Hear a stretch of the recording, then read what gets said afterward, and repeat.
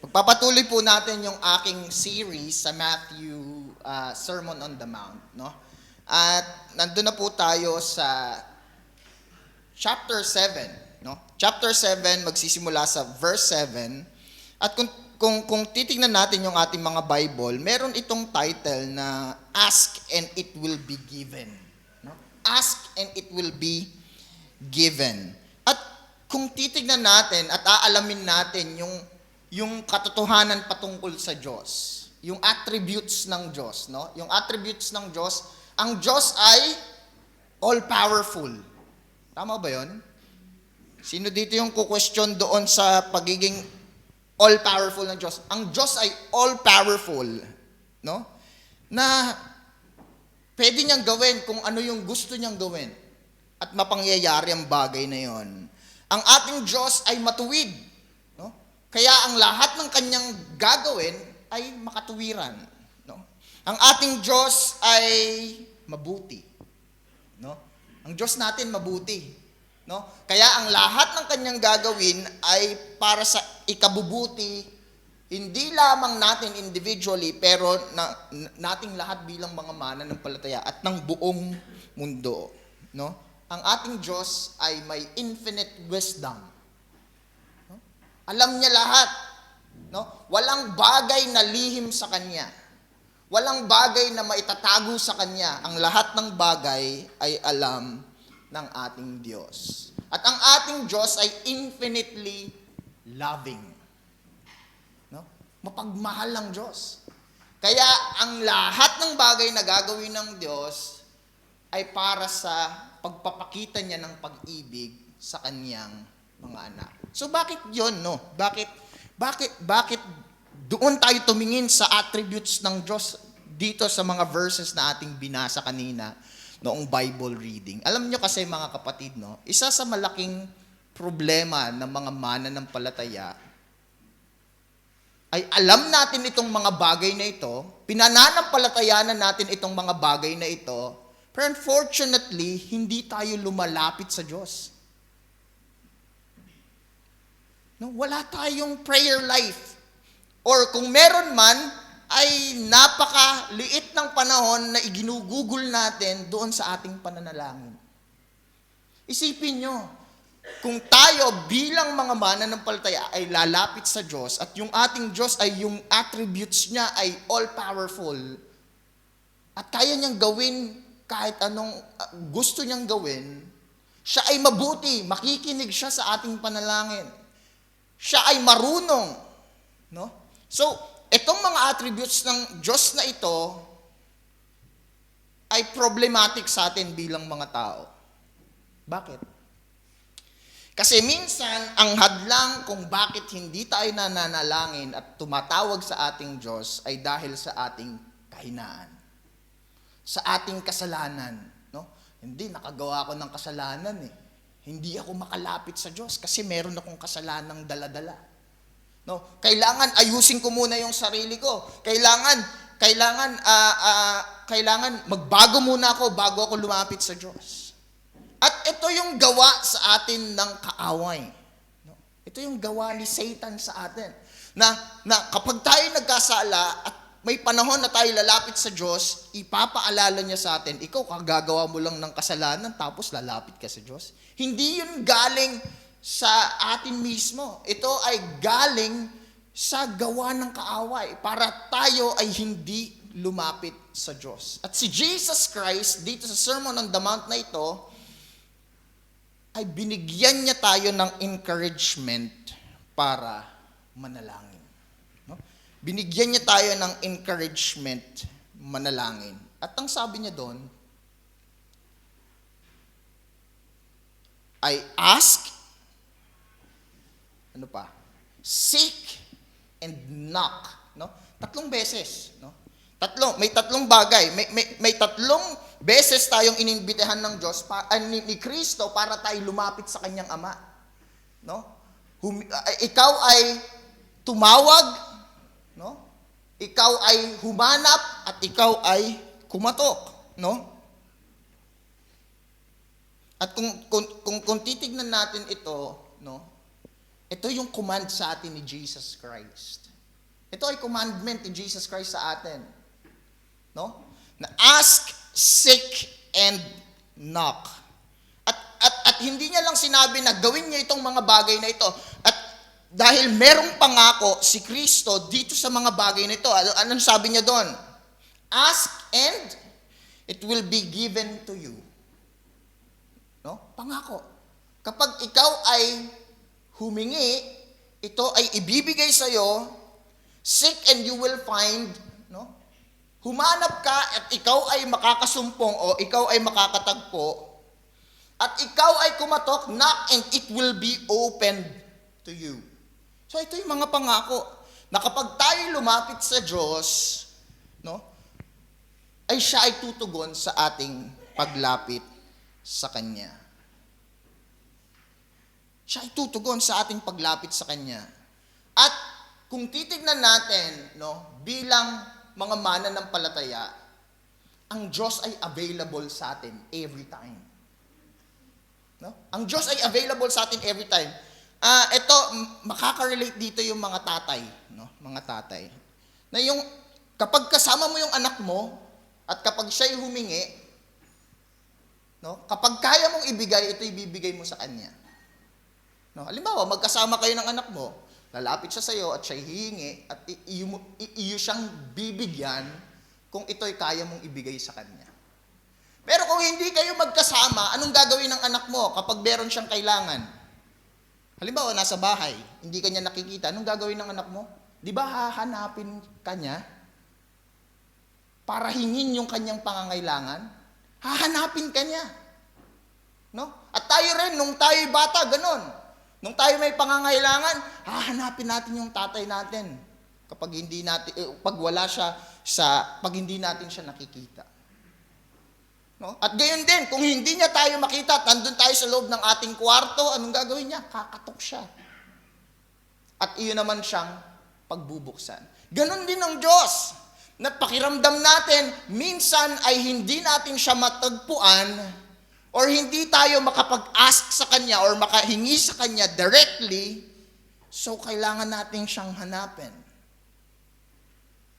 At minsan may pagkakataon na parang ang pakiramdam natin ay napakalayo niya, kaya ngayon tayo'y kakatok sa kanyang pinto at tayo'y kanyang pagbubuksan. At yung isang mabuting pangako dito sa mga sinabi ni Kristo dito ay ganito. Verse 8, sabi doon, for everyone, sabi doon, who asks, receives, and the one who seeks, finds, and to the one who knocks will be open. Ano yung sabi doon? For everyone. No? Hindi lamang ang pakikinggan ng Diyos ay yung mga pastor na tumatayo dito sa harapan. O kaya yung merong malakas na pananampalataya. O kaya yung mga tao na naglilingkod sa loob ng church. Ang sinasabi ni Jesus Christ dito, everyone who asks will receive. Lahat tayo. Kaya meron tayong confidence sa ating paglapit sa Diyos. Dahil nalalaman natin na ang lahat ng lumalapit sa Diyos, Kanya itong tutugunin. Ang lahat ng humahanap sa Kanya ay makakakita sa Kanya. Ang lahat ng kumakatok sa ating Panginoon ay Kanyang pagbubuksan. At kinumpare ito ni Jesus Christ sa isang ama. No? Hindi tayo lumalapit, yung idea natin, no, idea ng maraming tao sa Diyos ay parang distant, no? Malayo. O kaya kaiba sa atin. Pero si Jesus Christ, ikinumpara niya ito sa isang ama. No? Ikinumpara niya ito sa isang ama. Na tayo bilang mga mananampalataya, pag lumalapit tayo sa Diyos, lumalapit tayo sa ating ama. Lumalapit tayo sa ating ama. At itong ama na ito ay mas mabuti kaysa dun sa ama natin sa lupa. Itong ama natin na nasa langit ay mas mabuti kaysa dun sa ating mga tatay. Mas mabuti doon sa mga tao sa ating paligid. No? Na tayo bilang mga anak or mga anak, ang tingin natin sa ama natin ay siya yung pinakamabuti. Siya yung nagsasakripisyo para sa kanyang pamilya. No? Pero ang sinasabi ni Kristo dito, ang sabi nga niya dito, no? Sabi niya doon, verse 11, if you then, who are evil, hindi sinabi ni Jesus Christ dito, no, sabi doon, if you then, being evil, hindi sugar-coated magsalita si Jesus Christ eh. Pwede niya sabihin na kayo na makasalanan, o kayo na mahihina. Direct to the point, kayo na masasama, kayo na evil. No? Ay kahit sa kasamaan nyo, sa kabila ng inyong kasamaan ay nagbibigay kayo ng mabubuting bagay sa iyong mga anak, paano pa ang Diyos na siyang mabuti sa lahat ang hindi gagawa ng the same sa kanyang mga anak? No?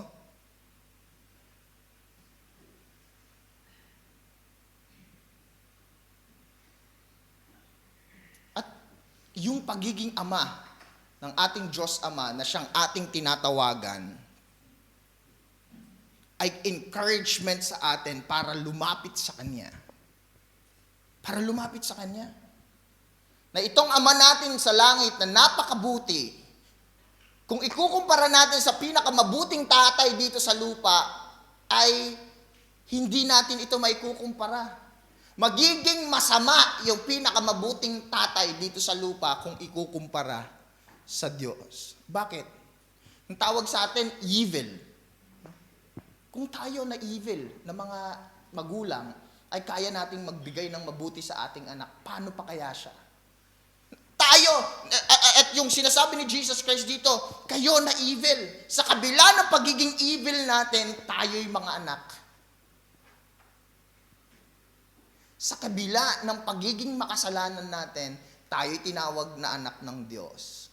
Dahil sa ating pananampalataya kay Kristo ay binigyan niya tayo ng karapatang maging anak ng Diyos. At yung karapatan na yon ay ibinigay sa atin ng Diyos Ama. Ngayon, ibinigay na sa atin yung karapatan na yon, kaya binigyan niya rin tayo ng karapatang lumapit sa Kanya.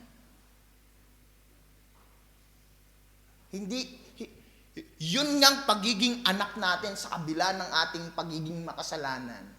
Yung pagiging anak natin sa kabila ng ating kahinaan ay binilang tayong mga anak ng Diyos. Ito ay dapat ay maging encouragement sa atin para magpatuloy na lumapit sa Kanya.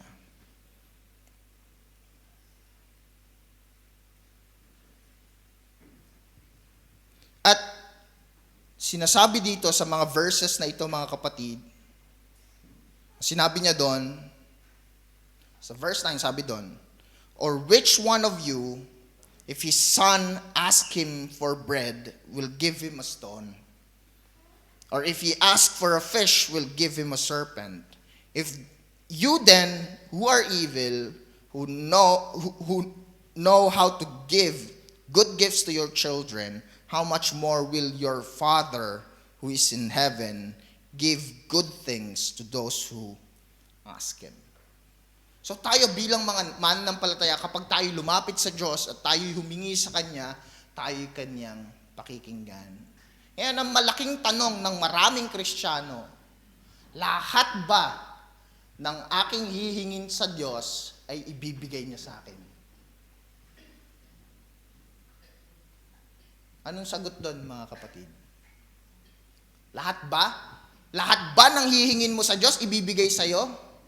Ibibigay niya sa'yo? Sa experience niyo, mga kapatid, lahat ba ng ipinanalangin niyo sa Diyos, ibinigay niya? Hindi, di ba? Hindi. Makikita natin dito sa mga verses na to. No? Makikita natin dito sa mga verses na to, ang sabi niya doon, kapag humingi yung, halimbawa, humingi yung anak ng serpent, ibibigay ba yon? No? Na imbis na pagkain yung hiningin ng anak, bato yung hiningi. No? Siyempre sa Pilipinas, hindi ibibigay yun kapag ang prayer mo, Lord, penging bato. Alam na nung mga, alam niyo yun, no? No? Bakit? No? Bakit? Kasi doon sa katotohanan na ang Diyos ay mabuti, hindi siya magbibigay sa kanyang mga anak ng ikasasama nila. Ng ikasasama nila. At isang bagay, no, mga kapatid, no? Isang bagay. Pinag-aralan namin to kagabi, no? Doon sa aming Bible study. Isang bagay, mga kapatid. Kaya hindi ibinibigay sa atin ng Diyos lahat ng ating ipinapanalangin kasi ayaw niya sa ating ibigay yung burden ng infinite wisdom. Anong ibig sabihin nun? Explain natin, i-unpack natin yon, no? Ayaw ibigay sa atin ng Diyos yung burden ng infinite wisdom. Kasi kadalasan kapag nanalangin tayo, ang pinapanalangin natin, yung iniisip natin na makabubuti sa atin ngayong araw. Pero 2 minutes after mong ipanalangin yan, hindi mo nga alam kung ano yung mangyayaring susunod eh. Pero ang Diyos alam niya yung mangyayari sa susunod. Sa mga problema ninyo sa buhay, mga kapatid, no? Sa mga problema niyo sa buhay, bakit pag pinanalangin niyo yung problema niyo, Panginoon, itong problema na ito, sana malutas na. Pero hindi agad tinatanggal ng Diyos yung inyong problema. Bakit? Malalaman niyo na lang after 2-3 years na meron palang plano yung Diyos sa inyo. Halimbawa, mga kapatid, no? Nung panahon ng COVID, example ko lang to nung nakaraan. Nung panahon ng COVID, galit na galit tayo. No? Dapat huminto na yung COVID. Panginoon, pahintuin mo na yung COVID. Panginoon, pagod na kami sa nangyayari sa lipunan, pahintuin nyo na po yung COVID. Gusto na namin pumasok sa trabaho. Dito sa New Zealand, ganon. Although, syempre, yung iba masaya, kasi walang pasok pero may sahod. No? Ipinapanalangin natin, Panginoon, pahintuin mo na to kasi meron ng mga namamatay.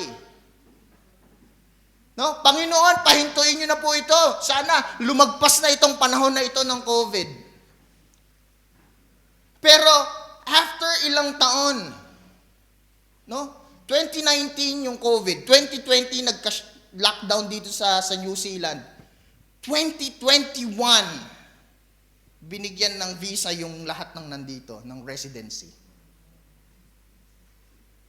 So paano pala kung 2 araw lang yung COVID? No? Eh hindi nangyari na marami sa atin dito ay residente ngayon. Anong ibig sabihin nun? Na ang Diyos sa kanyang infinite wisdom ay hindi niya pinagkakaloob yung mga bagay na pinapanalangin natin minsan dahil alam niya yung mga susunod na mangyayari.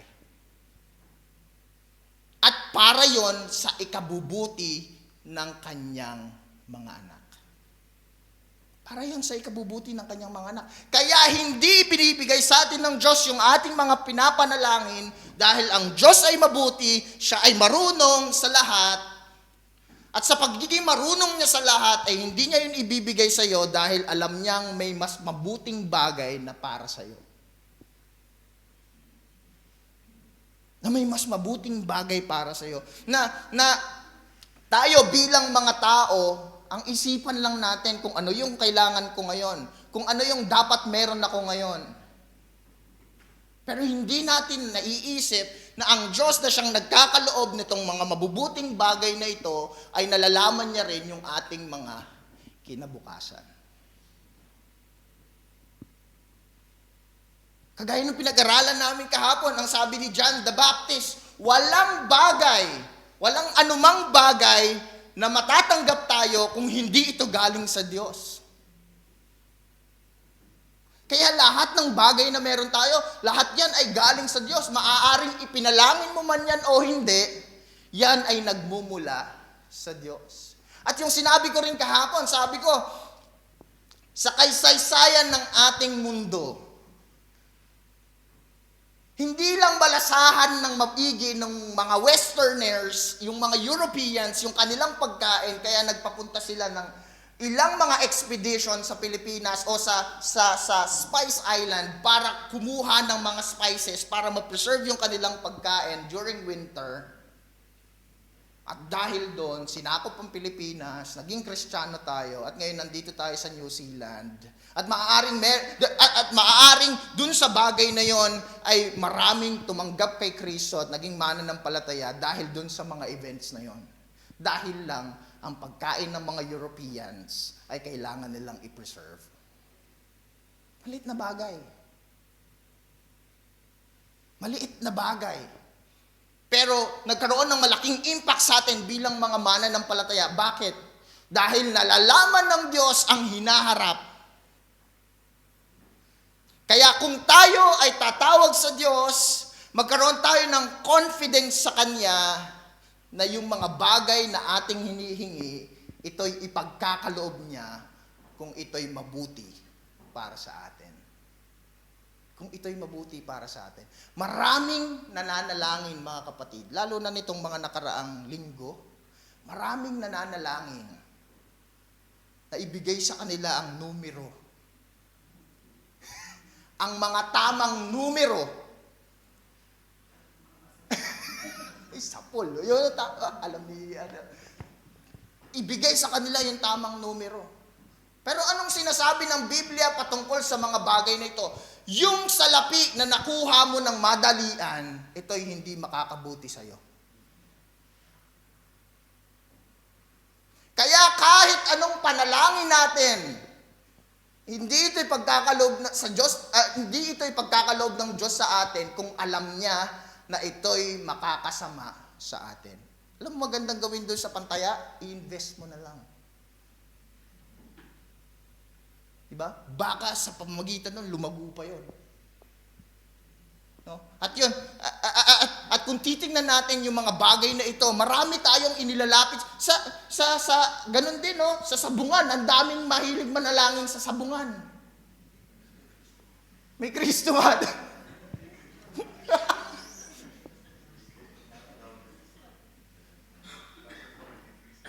Bakit? Bakit maraming nananalangin? Para manalo sila. No? Pero itong mga bagay na ito, no? Kahit yung loto, mga kapatid, yung loto, lahat ng lumalabas na numero doon, determined yun ng Diyos. Determined yun ng Diyos. Diyos ang may hawak kung ano ilalabas na numero. Bakit? Ang sabi niya kasi sa Biblia, kapag pag naghagis ka ng dice, ang lahat ng lalabas dun sa dice, Diyos ang nagde-determine nun. Halimbawa, naghagis ka ng dice, hindi magiging 6 yung lalabas sa dice kung hindi sinabi ng Diyos na 6 yun. Yun yung kapangyarihan ng Diyos. Tapos mananalangin tayo sa Diyos ng mga bagay, pero ipag-pray nyo rin. Nasa sa inyo yun. No? Kasi hindi naman kinu-question ng Diyos kung ano yung pinagpe-pray mo eh. At ang Diyos din naman ang nagde-determine kung sasagot siya doon o hindi.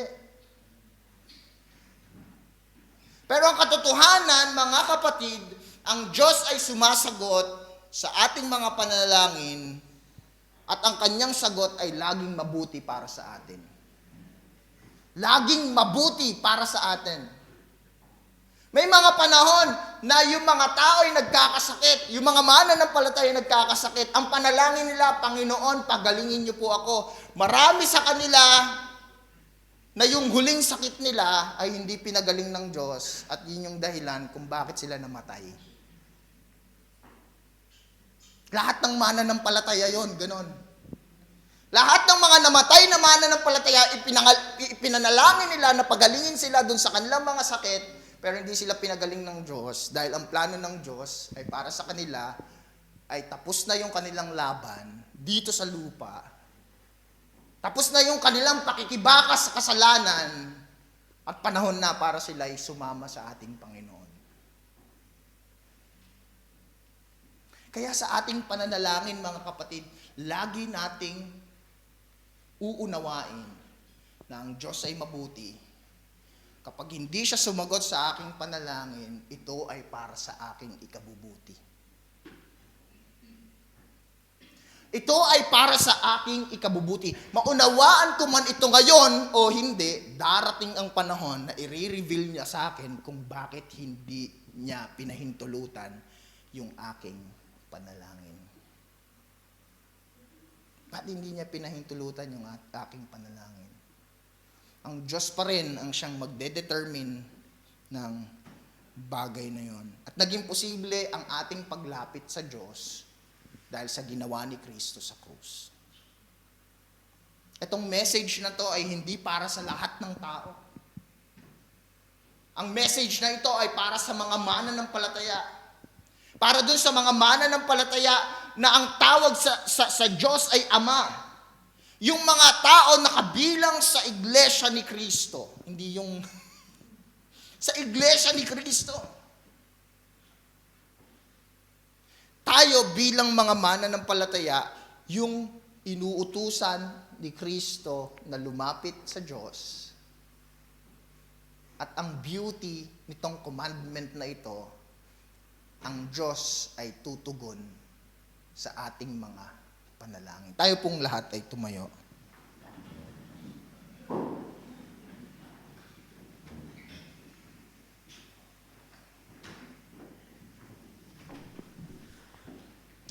Kung meron man tayong person na mapagkakatiwalaan ng maigi, ito po ay ang ating Ama na nasa langit. Hindi nagbabago, patuloy na umiibig, laging mabuti at tapat sa kanyang mga anak. At kahit kailanman ay hindi tayo bibiguin.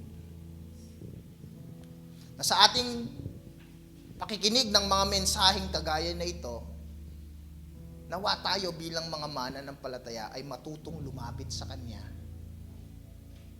Dahil ito yung benefit ng pagiging mananampalataya.